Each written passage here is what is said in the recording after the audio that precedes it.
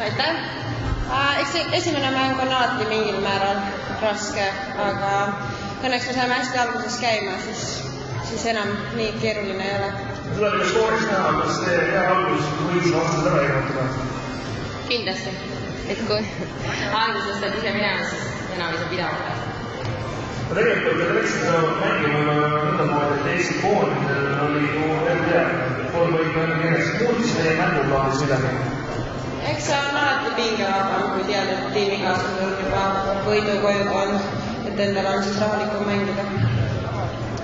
Teil väga sageli koos mängima teada, kuidas see hindab, kuidas teil omavaheline mäng söös?